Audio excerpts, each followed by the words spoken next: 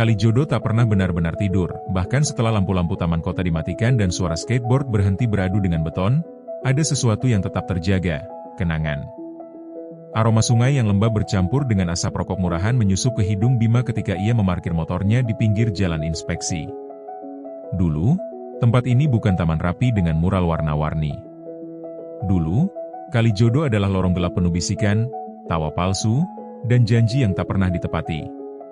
Bima menatap seberang kali, tempat lampu-lampu kota Jakarta berpendar seperti ilusi kebahagiaan.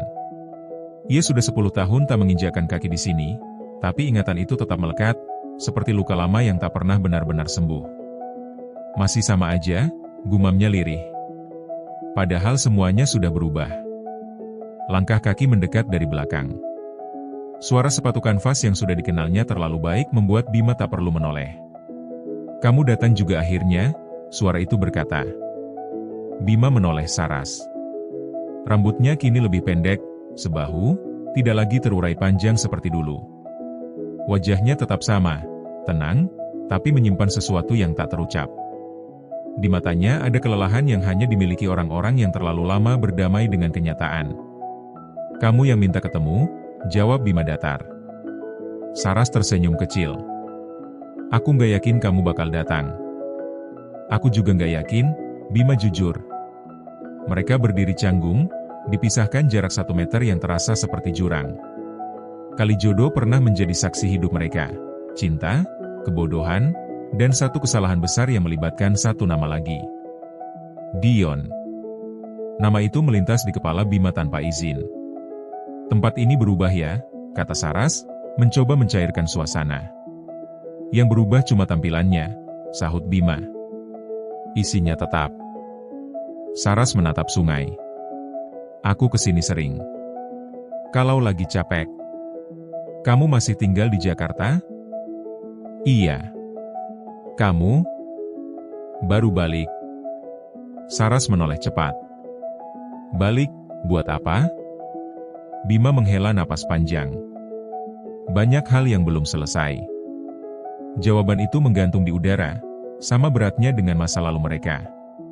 Dulu, Kalijodo adalah rumah bagi orang-orang yang tak punya pilihan. Bima tumbuh di gang sempit dekat bantaran kali. Ayahnya tukang parkir liar, ibunya penjual kopi di warung remang-remang.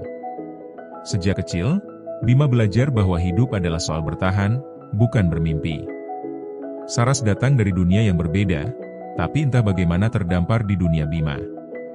Ia anak relawan sosial yang sering masuk ke Kalijodo sebelum digusur. Awalnya Bima menganggapnya sok suci, perempuan dengan sepatu bersih yang tak tahu apa-apa tentang hidup keras. Tapi Saras berbeda. Ia mendengarkan. Ia tidak menghakimi. Dan di antara bangunan reot, lampu neon, dan suara musik dangdut dari kejauhan, cinta tumbuh dengan cara paling sederhana. Sampai Dion datang. Dion adalah kebalikan Bima. Anak Betawi dengan senyum mudah dan kepala penuh rencana. Ia tahu cara bertahan sekaligus bermimpi.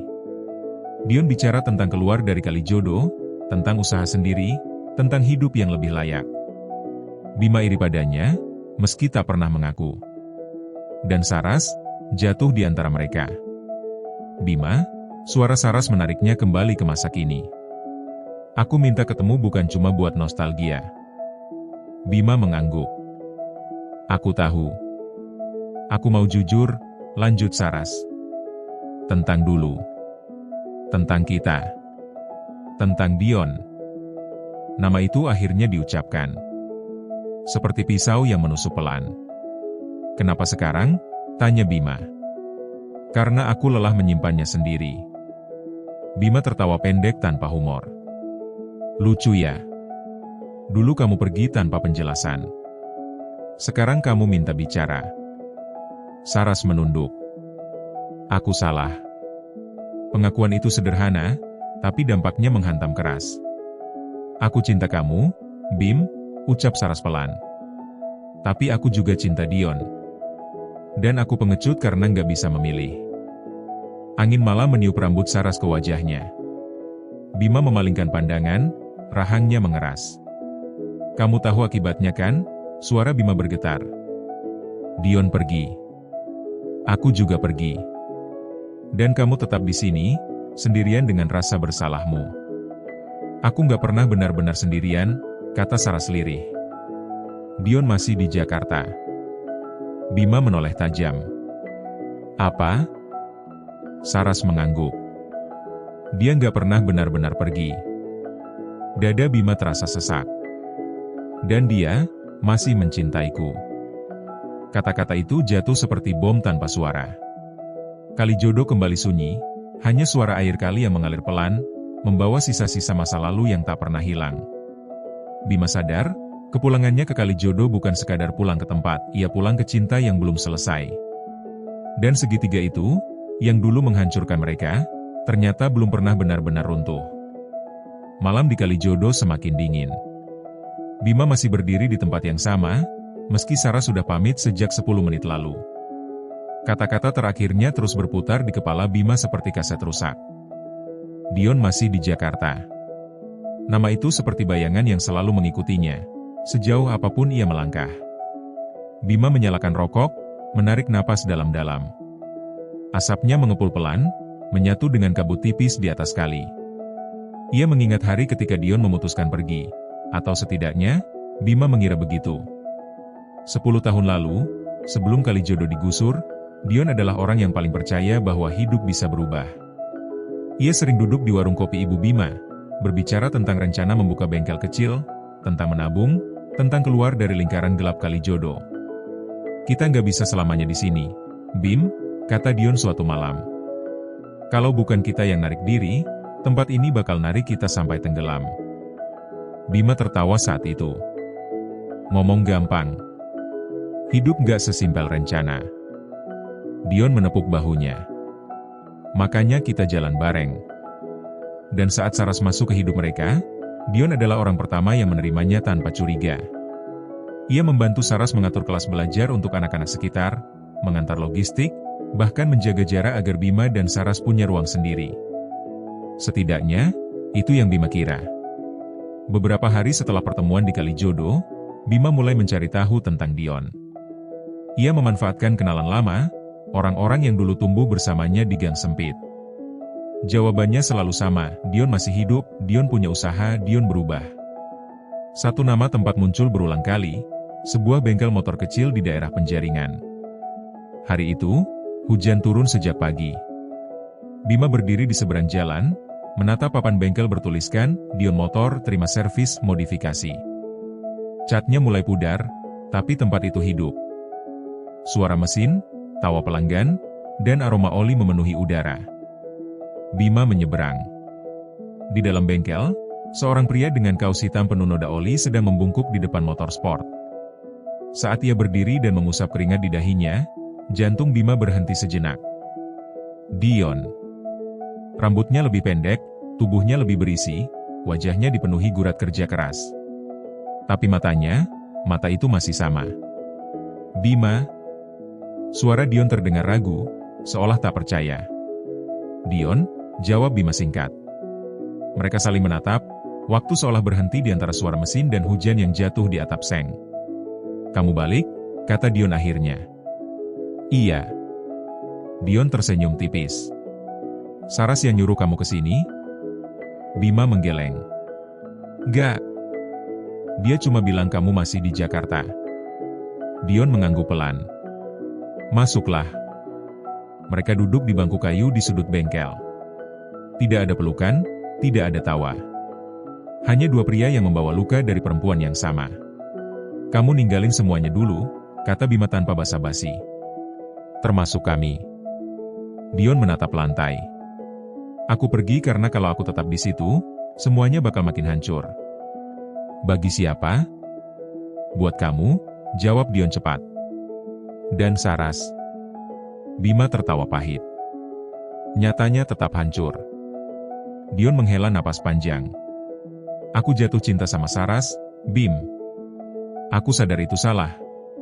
Tapi aku juga tahu, kalau aku terus di antara kalian, aku bakal jadi alasan kenapa kalian gak pernah utuh. Terus kenapa kamu gak bilang? Karena Saras gak bisa memilih, suara Dion melemah. Dan aku gak mau dia memilih dengan rasa bersalah. Kalimat itu menghantam Bima lebih keras dari yang ia duga. "Kamu masih cinta sama dia?" tanya Bima akhirnya. Dion terdiam lama. "Aku nggak pernah berhenti." Di sisi lain kota, Saras duduk sendirian di kamar kosnya. Foto lama tergeletak di atas kasur, 3 orang tersenyum canggung di pinggir kali-kali jodoh. Ia menutup matanya, menahan air mata. Ia tahu, mempertemukan kembali Bima dan Dion bukanlah solusi. Tapi ia juga tahu, melarikan diri tak akan menghapus apapun. Cinta yang tidak dipilih akan selalu menuntut jawaban.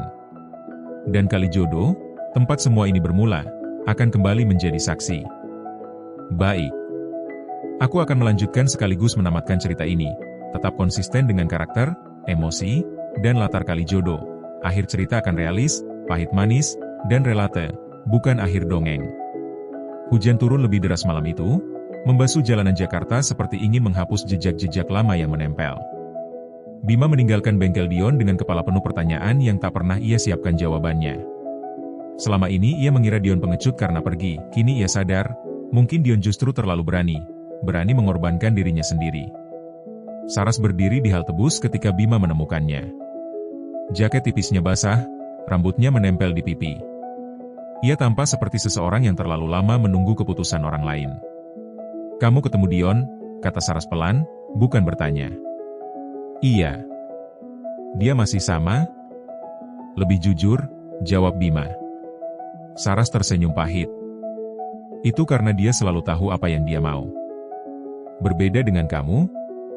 Saras menunduk. "Aku takut." Bima menatapnya lama. "Takut kehilangan siapa?" Jawaban itu tidak langsung keluar. "Aku takut kehilangan kalian berdua," ucap Saras akhirnya. "Dan karena itu, aku kehilangan kalian berdua." Kalimat itu sederhana, tapi cukup untuk membuka semua luka. Saras akhirnya bercerita tentang malam terakhir sebelum Dion pergi. Malam ketika ia duduk sendirian di tepi kali-kali jodoh, menangis, dan Dion menemukannya. "Aku bilang ke Dion, kalau aku hamil," suara Saras bergetar. Bima membeku. "Bukan anak siapa-siapa," lanjut Saras cepat. "Aku salah hitung. Aku panik. Aku takut." Dion tahu itu bukan anaknya, bukan anakmu. Tapi dia tetap bilang satu hal. Air mata Saras jatuh. "Kalau kamu tetap di antara kami, kamu bakal hancur. Jadi biar aku yang pergi." Bima menutup matanya. Semua kepingan akhirnya tersusun. "Kenapa kamu gak bilang ke aku?" suaranya parau. "Karena aku tahu, kamu bakal tinggal," jawab Saras. Dan Dion, dia selalu memilih pergi demi orang lain. 3 hari kemudian, mereka bertemu lagi di Kali Jodoh, 3 orang yang dulu tak pernah benar-benar berpisah. Kali Jodoh kini terang, rapi, penuh anak muda dan keluarga. Tapi di satu sudut dekat kali, waktu terasa berhenti. "Aku gak datang buat rebut siapa-siapa," kata Dion lebih dulu. "Aku cuma mau semuanya jujur." Bima mengangguk. "Aku juga." Saras berdiri di tengah mereka, napasnya berat. "Aku sudah capek lari," katanya. "Dan aku sadar, cinta bukan soal siapa yang paling lama, tapi siapa yang paling sanggup menerima." Ia menoleh ke Bima. "Kamu mencintaiku dengan amarah dan luka," katanya lembut. "Dan aku selalu takut itu." Lalu ia menoleh ke Dion. "Kamu mencintaiku dengan diam dan pengorbanan. Dan aku terlalu bergantung pada itu." Saras menarik napas panjang. "Tapi aku harus memilih hidup yang jujur. Dan hidup itu, bukan bersama kalian." Kata-kata itu jatuh perlahan, tapi tegas. Bima akhirnya pergi lagi dari Kali Jodoh. Kali ini tanpa marah. Ia membawa luka, tapi juga kelegaan. Ia tahu, ia tidak kalah, ia hanya selesai. Dion tetap di Jakarta. Bengkelnya berkembang. Ia belajar satu hal penting, mencintai tidak selalu berarti memiliki. Dan Saras? Saras pindah ke luar kota, melanjutkan hidup sebagai pekerja sosial. Ia sering kembali ke Kali Jodoh sebagai relawan, tapi tak lagi mencari bayangan 2 pria itu. Karena ia tahu, beberapa cinta memang tidak ditakdirkan untuk bersama, melainkan untuk mengubah kita menjadi manusia yang lebih jujur. Kali Jodoh tetap di sana sebagai taman, sebagai luka, sebagai saksi.